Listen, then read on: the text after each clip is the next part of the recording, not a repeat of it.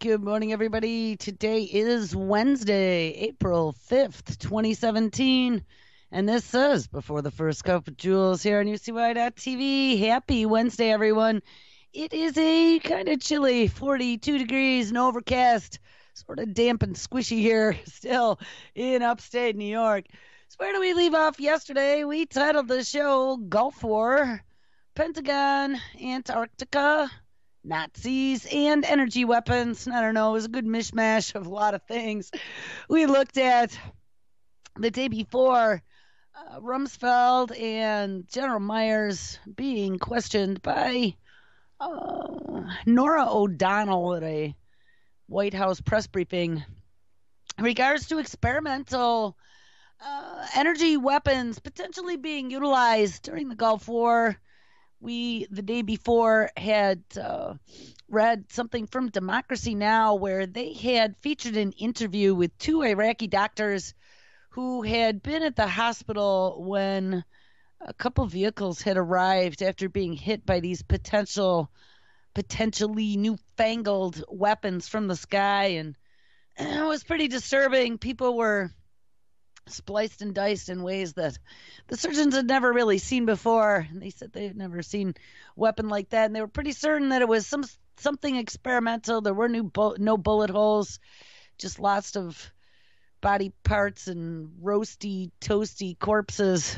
So it was very disturbing. But even more disturbing was Rumsfeld and General Myers pretty much saying, yeah, well, they were working on experimental stuff. And yeah, well, if the situation calls for it, yeah, we could potentially use it on people in the battlefield if we needed to. And maybe we have, maybe we haven't.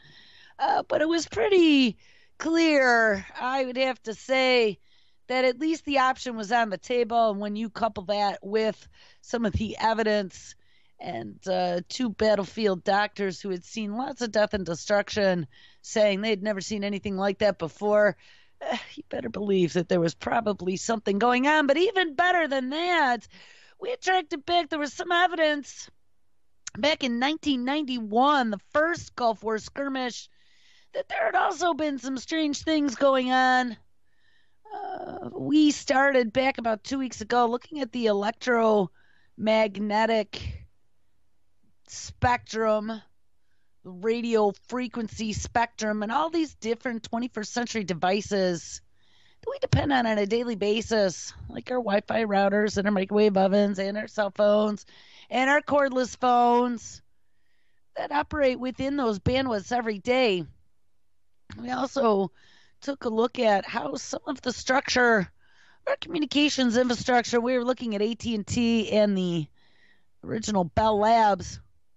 A lot of that microwave bandwidth frequency, which isn't just for microwave ovens. I know it's funny because microwave ovens do work in the microwave frequency, but that is not what it's exclusively used for. Our wireless communications through the air, long distance, for like our cell phones. Potentially, I don't know what they shoot up to satellites with. I would imagine by this point they'd use lasers, but I don't know. But it's all using wireless frequencies that are ubiquitous in our environment. We get exposed to them on a daily basis. There are now all kinds of reports talking about potential cellular damage. And as they are getting ready to roll out now this 5G, we took I don't know, I was reading a bunch about it here over the last few days, and 5G starts in the mid to upper range of the microwave range, and then starts working its way up into the sub-millimeter and the millimeter range, which goes up into the terahertz frequencies. There was a study. This is where we got to be concerned now, because remember, hey, look at what a microwave does when you put food inside of it, and it cooks it. And I mean, at least we're in the open air. We're not trapped in some little container being microwaved. But hey, how about when you're sitting in a little, like in a subway with your cell phone? I was thinking about that the other day. And everybody's got their cell phone in this tin can that's underground. It's going under the East River or something. Like, I don't know. Can microwaves even reach below the East River underground in a subway through a metal tin can? Who knows? But, they probably have wireless routers floating around out there,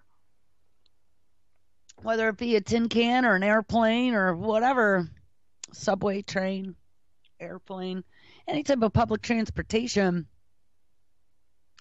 But, as we're moving to this next phase now of HD, they're talking about HD VR, and that's coming. I'm seeing all kinds of new virtual reality and augmented reality headsets coming with this new rollout of all these, the Samsung S8, I think it's called, and the new iPhone and all this other stuff. They're going to have all these add-on things now. And 5G, one of the things that we had read was going to be for high bandwidth applications, also to connect together the Internet of Everything.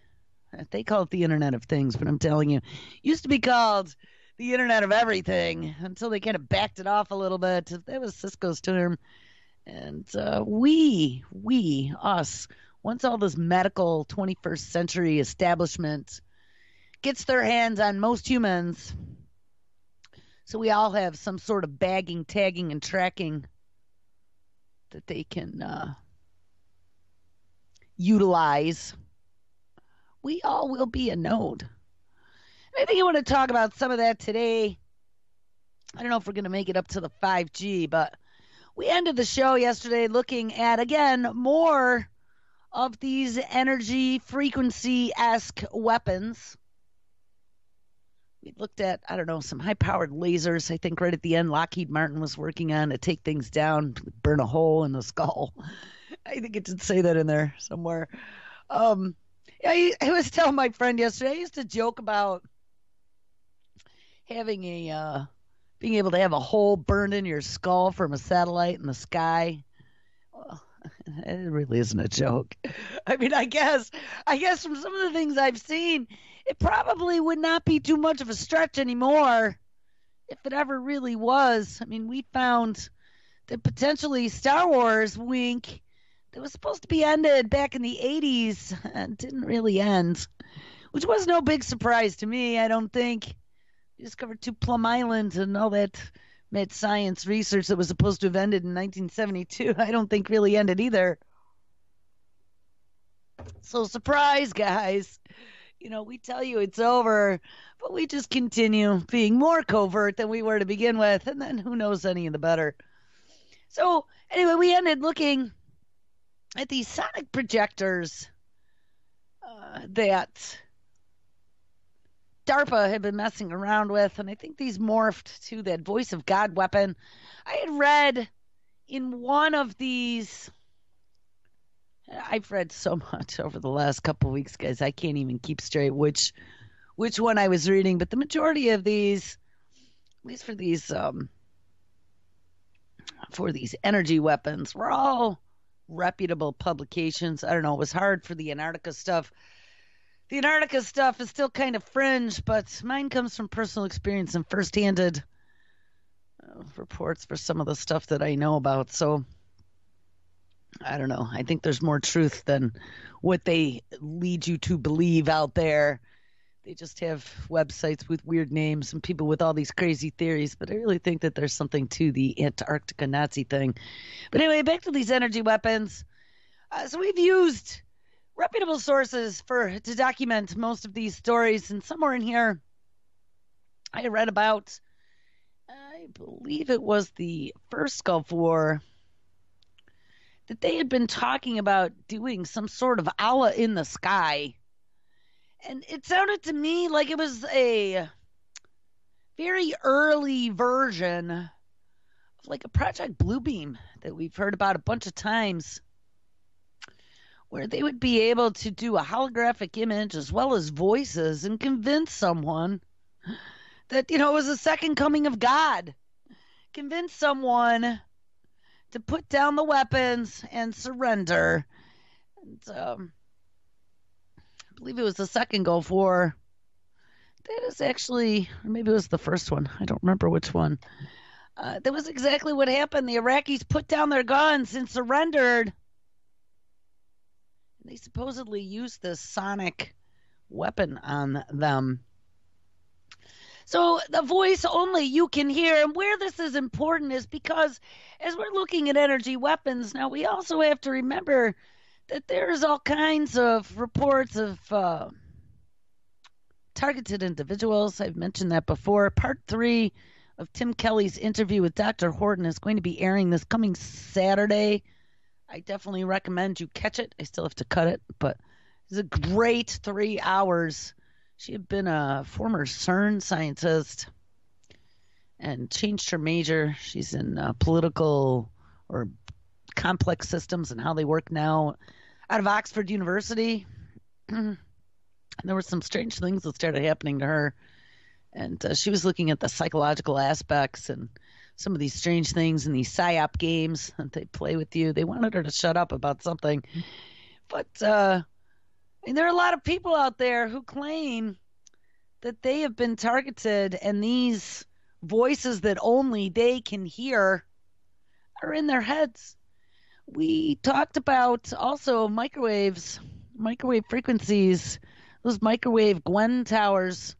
At one point, Jesse Ventura had done a show, and he did some investigation into it, and they were pointing to these microwave towers, not only these Gwen towers, but then we discovered that AT&T had a huge network of these towers across the United States. They had been in bed with the military since the 20s. I mean, maybe in the 20s, it didn't start out as military, but by the time the Second World War was in play, they were developing radar systems, communication systems, and all kinds of other things for the DoD. And conveniently, they had these microwave towers all over the country. We discovered that one in Kansas was tied right to a military base. I mean, not saying it could have very easily just been tied with some T1s or something for their long distance and local communication. But I would think that a missile base, as they said that it was one of the missile bases, would probably be a little more secure than that. Just tying out to any commercial entity. It's very suspicious, to say the least. I don't know, that eyebrow keeps going up every time we look at anything with these types of technologies. Now we have Russia coming out saying, yeah, we're working on energy weapons as well as psychotronic weapons and electromagnetic weapons, as well as genetic weapons, things like that. So don't worry about it. There's an arms race going on. And guys, this isn't fantasy anymore, okay? We read a few stories. I think it was Monday, maybe even Friday, about $40 million here and another $10 million there. And we're now ramping up even better energy weapons than we had before over the last 25 years, wink, that you weren't supposed to know we had. I mean, it's horrifying, guys. If any of those stories are even remotely true about what the surgeons saw in that bus and that other car after those people were hit by who knows what, spliced them, diced them, cut them into pieces, blew their guts out, roasted just their heads. I don't know about you, but I don't want to be on the other end of that. You know, a bullet is one thing, but some sort of high energy radio frequency beam from the sky, you know, because somebody in the upper echelon who pulls puppet strings pissed somebody else off, so they decided that they were just going to render some damage randomly on innocent people. You know, what kind of a world are we going to live in if that is the threat from the sky? You misbehaved there, Johnny. You're going to be evaporated. This is pretty horrifying.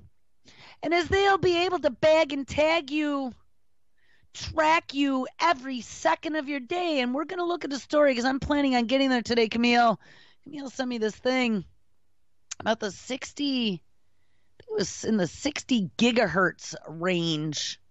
There was a paper that one of the universities had put out, and I better be able to find it here.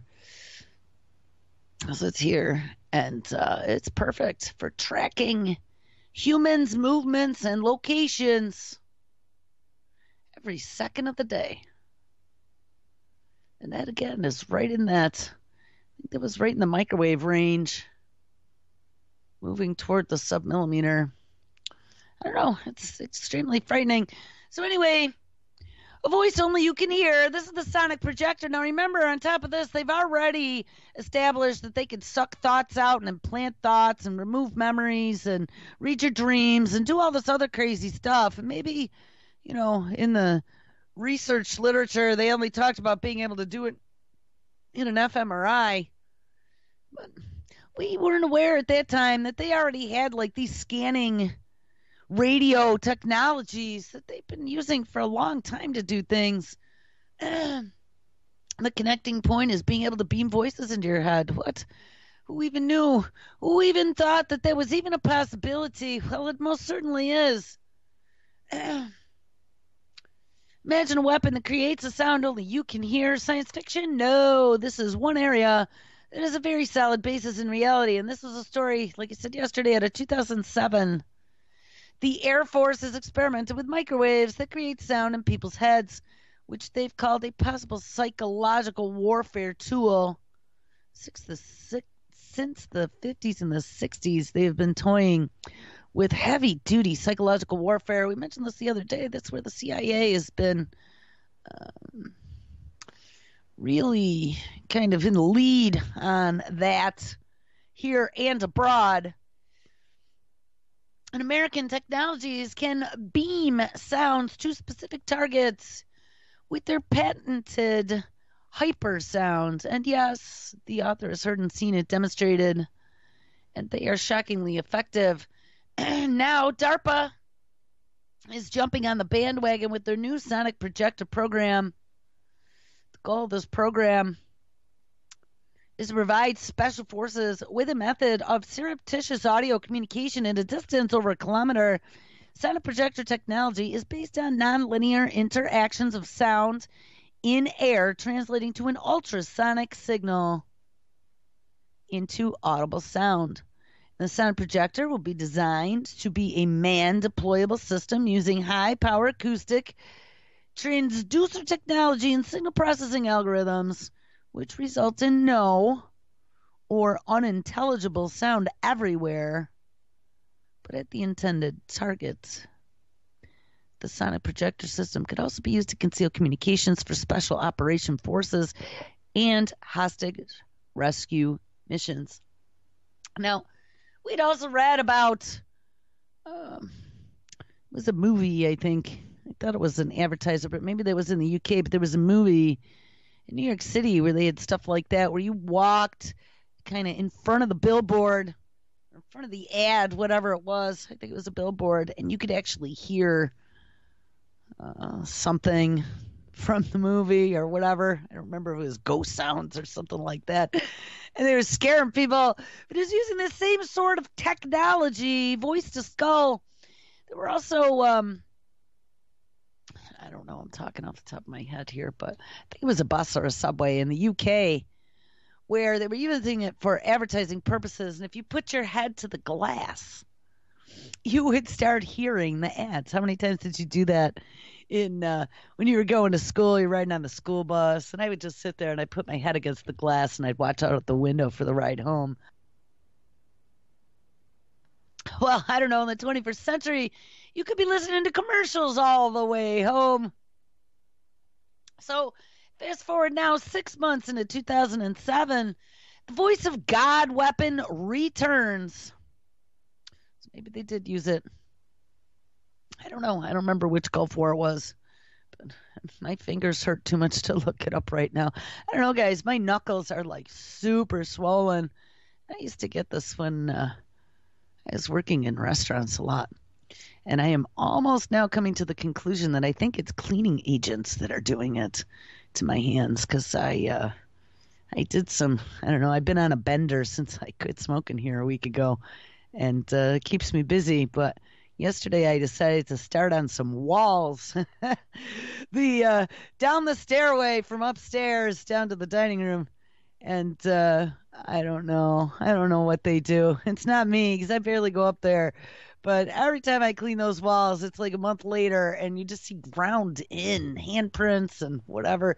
So I took an old toothbrush, and the stuff that's supposed to be like green, clean, and mean, but I'm not sure it is because I had a toothbrush and a hunk of paper towels. And those paper towels got pretty saturated, and I had it in my hand, and I was doing baseboards and whatever while the paper towels were saturated.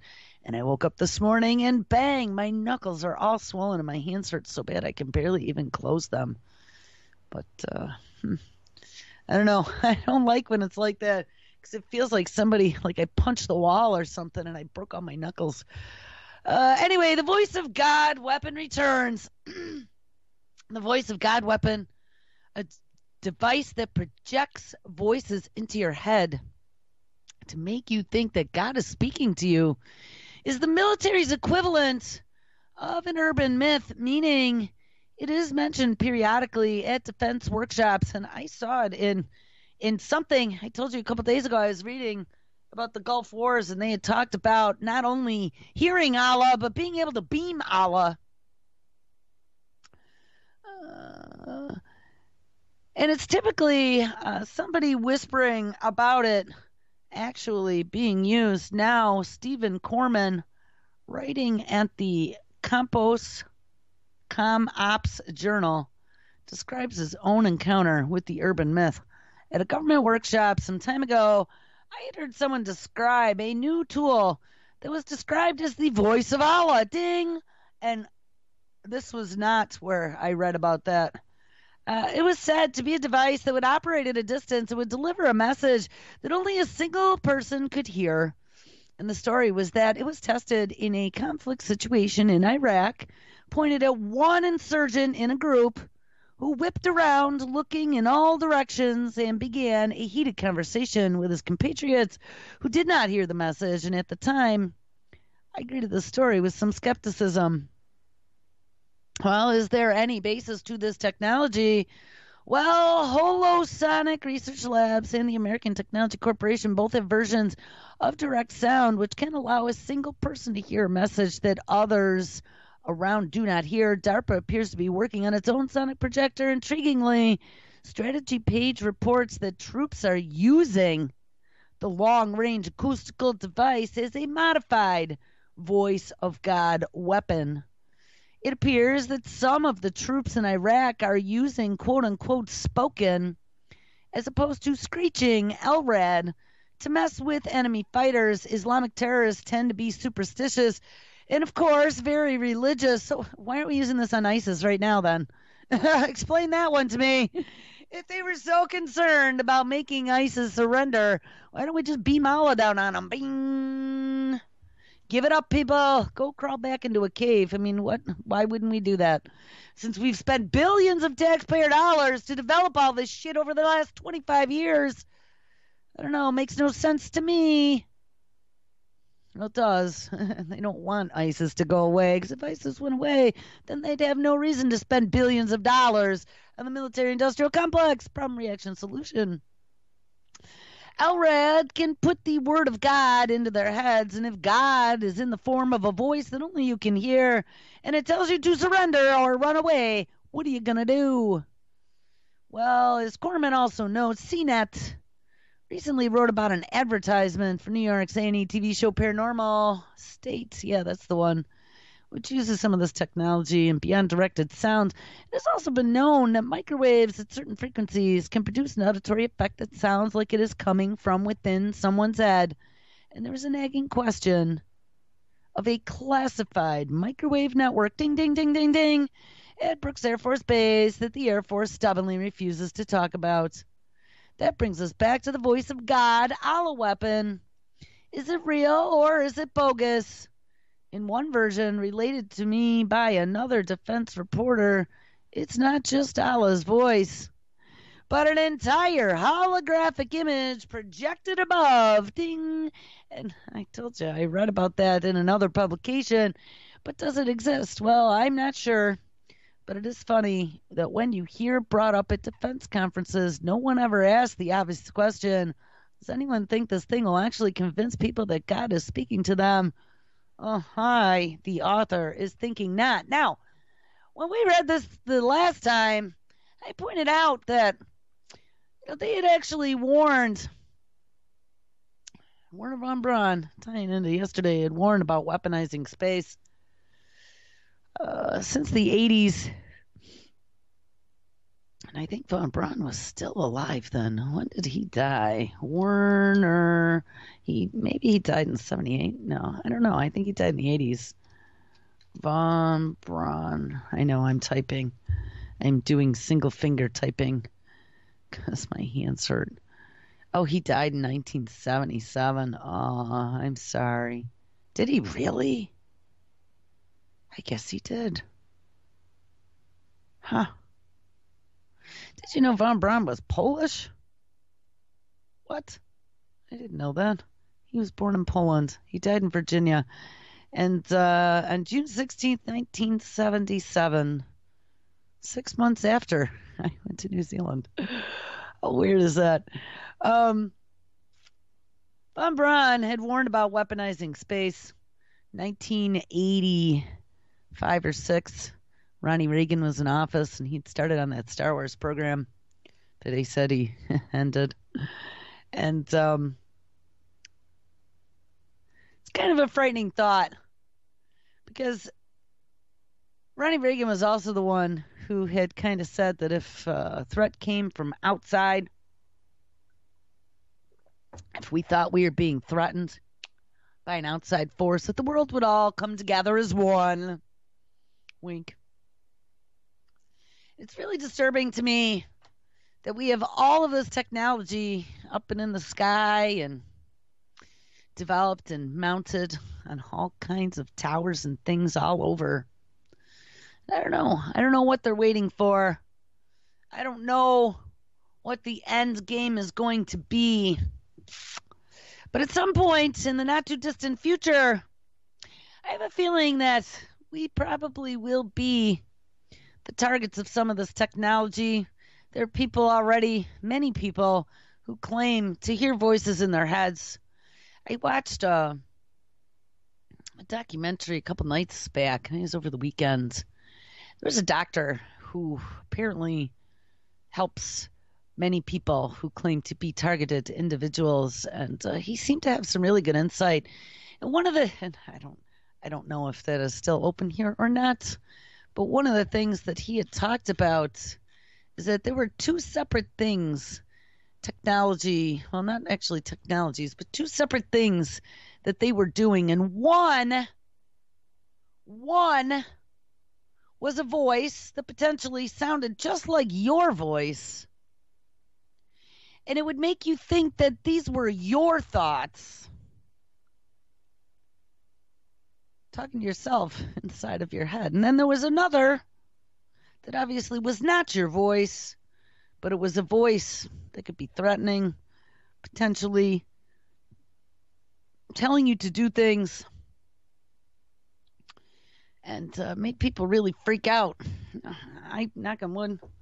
I've never had anything like that happen to me. Never say never. Pretty frightening, though. I used to think that this was all tinfoil hatty type stuff until we really started digging into.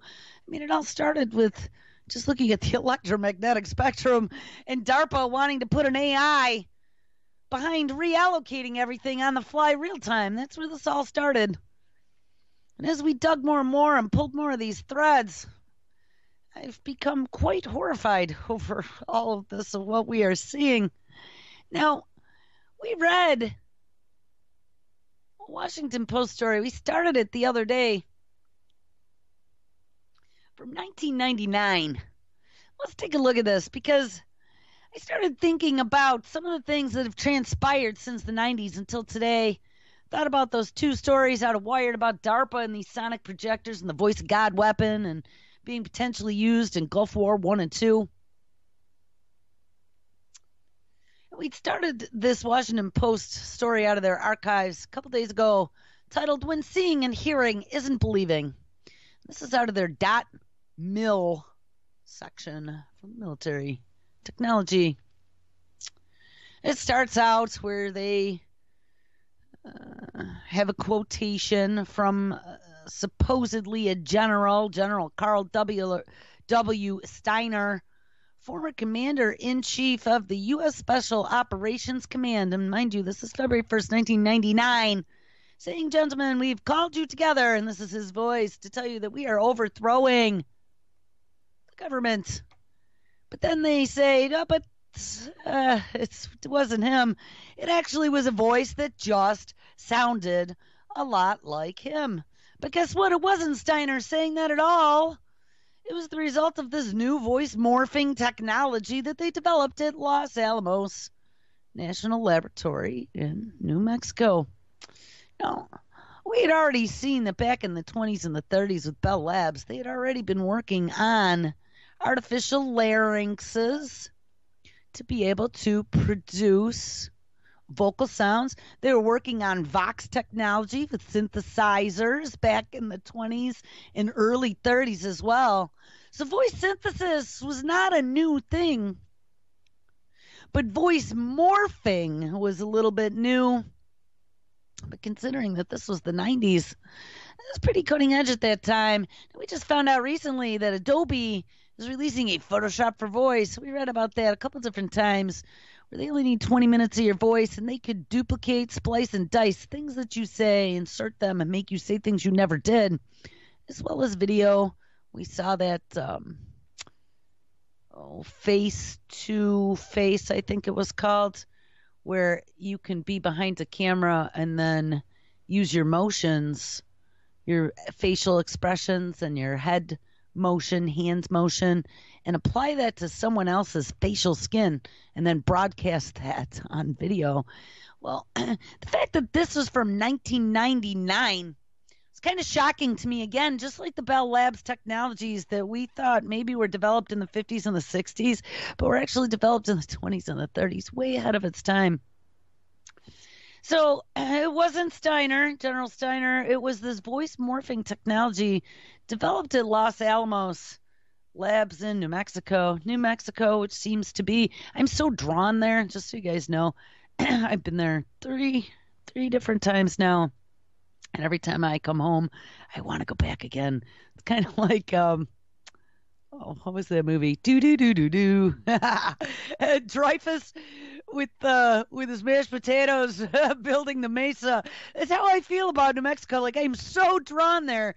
And I didn't know, though, for many years about a lot of this mad science and secret labs going on there.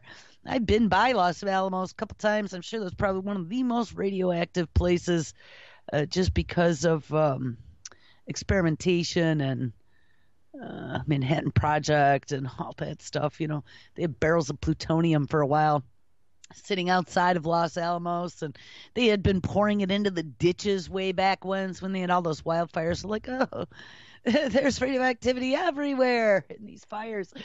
But it's still beautiful. It is just so beautiful in New Mexico. And those mesas just do something to me, and the sky is amazing. But anyway, and they have all the creepy mysteries. By taking just a 10-minute digital recording of Steiner's voice, scientist George Pepcoon is able, in near real time, to clone speech patterns and develop an accurate facsimile. General Steiner, was so impressed he asked for a copy of the tape. Steiner was hardly the first or the last victim to be spoofed. I want to stop right there. The last victim to be spoofed. Now, when I started putting this voice of God weapon and the sonic projector in sequential tabs next to when hearing and seeing isn't believing, and this voice morphing technology, and then their wording of victim, it made me think to myself, the doctor in that documentary was talking about how people have described two different types of attacks. And one is in their own voice, telling them to do things. And two is in somebody else's voice, being harassing inside of their heads. Now, If they had developed this in the 90s at a military facility, no less, right around the same times that they were working on some of these other technologies, why not put the two of them together? I don't know, just asking. But it seems a little convenient. I really think that these two things are related completely. Scientist George Papcoon is able in near real time to clone speech patterns and develop an accurate facsimile. Steiner was so impressed, he asked for a copy of the tape. Steiner was hardly the first or the last victim to be spoofed by the team members.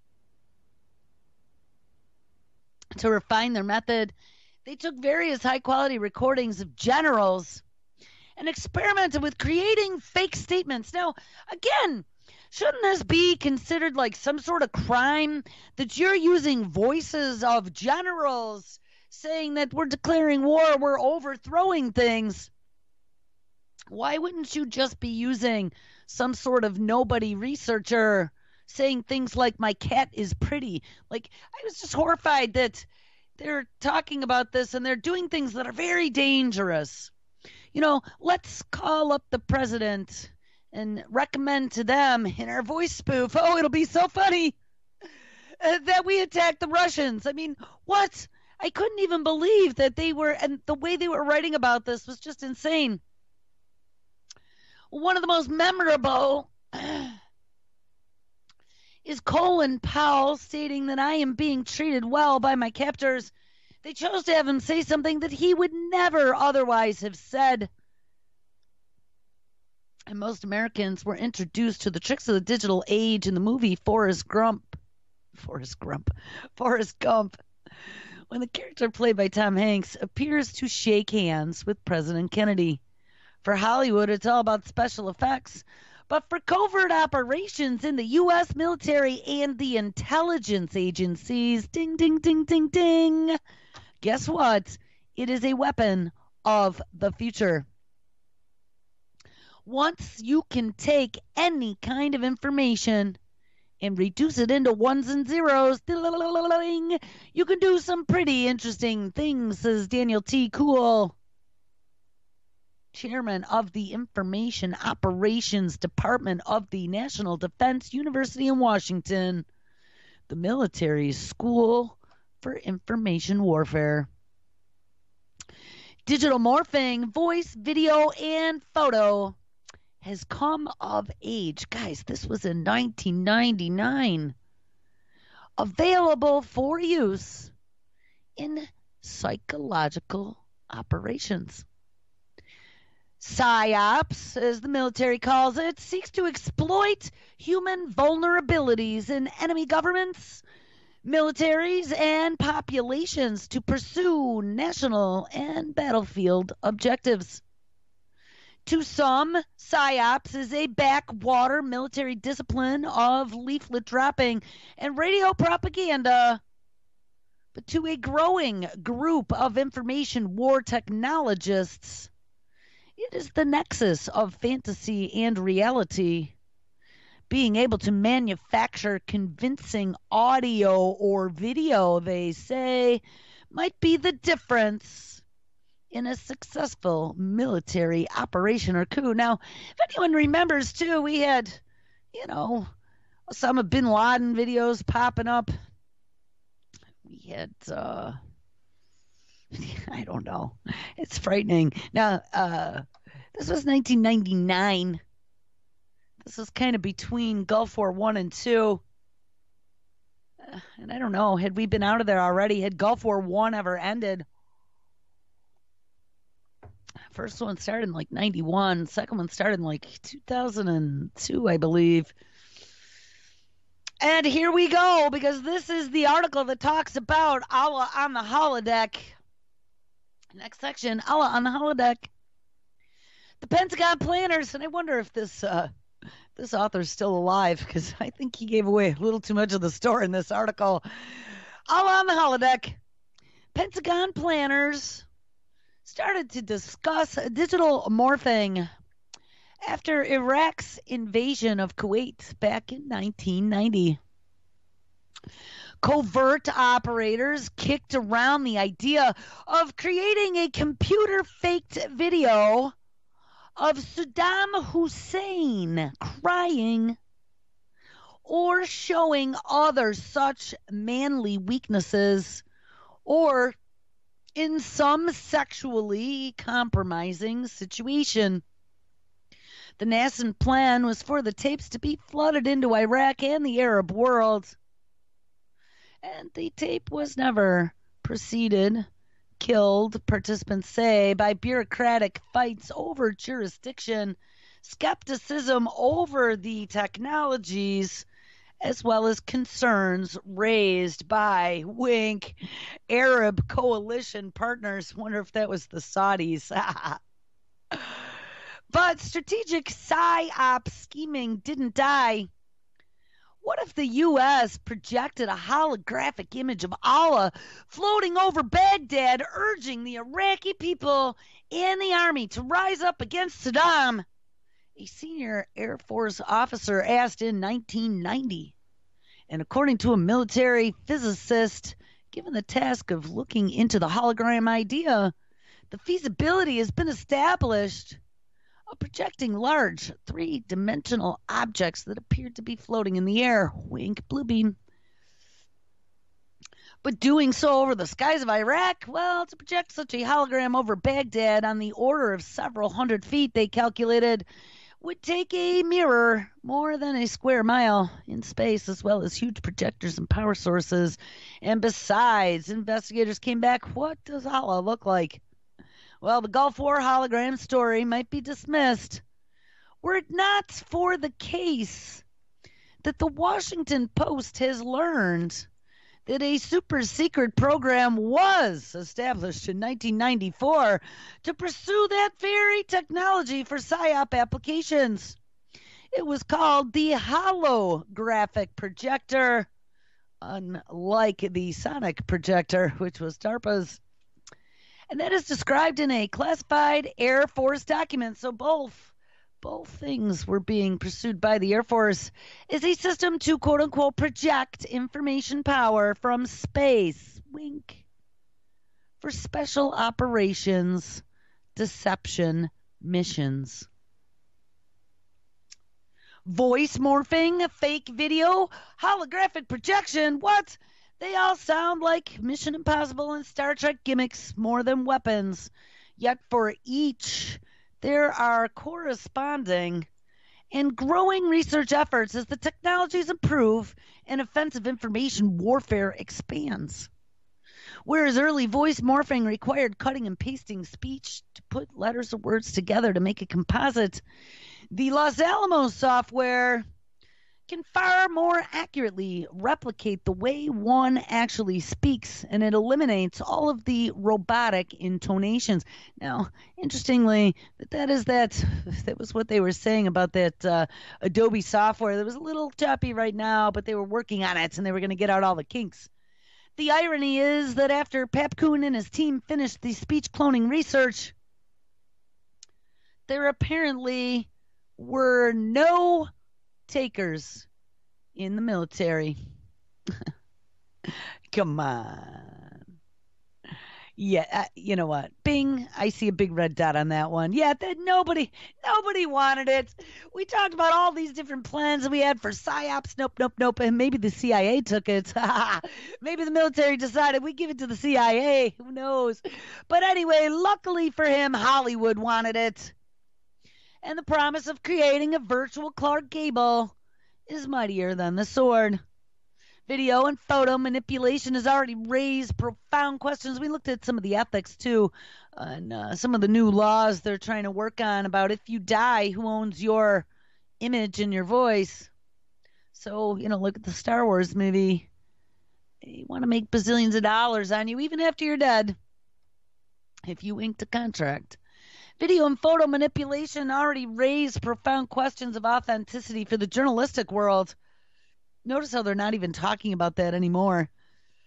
And you have things like fake news like CNN going, oh, look, we've just beamed in Wolf from Baghdad. And while audio joining the mix It is not only journalists, but also privacy advocates and the conspiracy-minded, put on that tinfoil hat, who will no doubt ponder the worrisome mischief that lurks in the not-too-distant future. Quote, we already know that seeing isn't necessarily believing, says Dan Kuehl, but now I guess hearing isn't either. Now, this dude, the author of this story, William M. Arkin, for the WashingtonPost.com, is the author of The U.S. Military Online and is a leading expert on national security and the Internet. He lectures and writes on nuclear weapons, military matters, and information warfare. He was an Army intelligence analyst from 1974 to 78. And Arkin currently consults for the Washington Post, Newsweek Interactive, MSNBC, and the National Resource Defense Council. Huh. I don't know. I'm going to have to check him out because he seemed to know a little bit more than the average bear. Okay, so where do we go from here? So there was a story, if I can now click, and as I clicked on my next story, it's closed. So give me a moment. My browser is acting wiggy. Maybe it's my fingers. I don't know, guys. My knuckles really aren't working. They hurt very bad. What? Where's my story? Hold on. Now it didn't. It closed it again.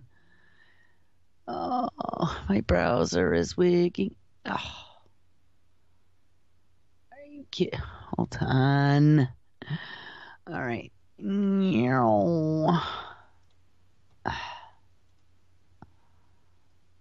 I'm sorry.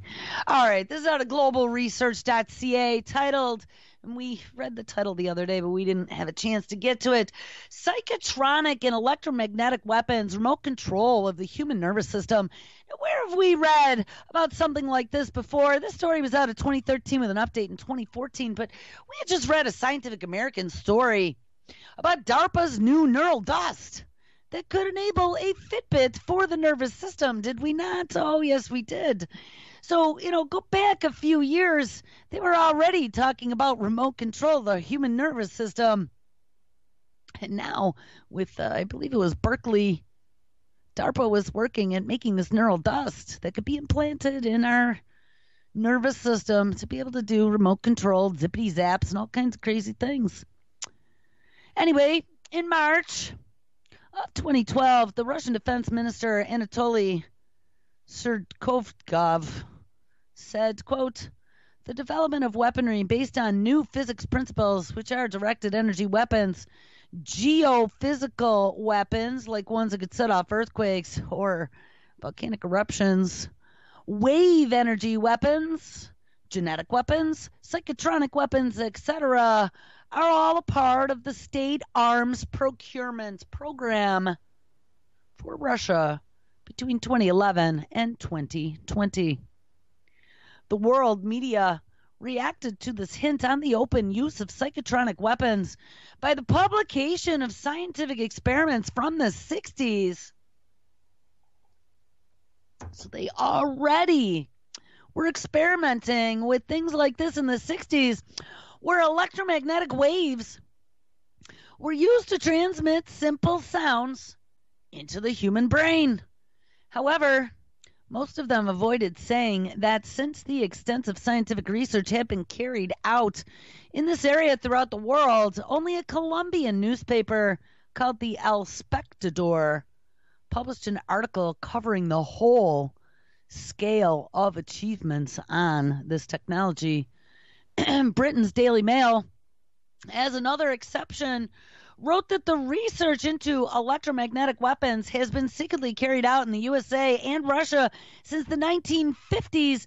And we started looking, when we were looking at microwaves and those microwave towers, I had come upon some documentation where we were accusing Russia back in the 50s and the 60s of beaming microwaves at our U.S. embassy in their country.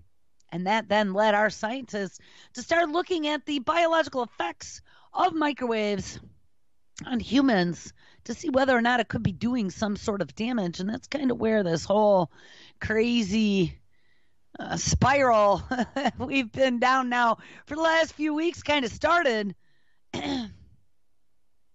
into microwaves and psychotronics. But the USA and Russia have been experimenting secretly since the 1950s, and the previous research has shown that low frequency waves or beams that can affect brain cells, and that would be our VLF and our ELF, which are in the same frequency as our brain waves, can alter psychological states and make it possible to transmit suggestions and commands directly into someone else's thought processes. High doses of microwaves can damage the functioning of internal organs, and we found that in an independent study that had actually looked at some of the military's findings studying microwaves, and he had come to the conclusion that absolutely it could do some damage. But they also showed that it could control behavior or even drive victims to suicide.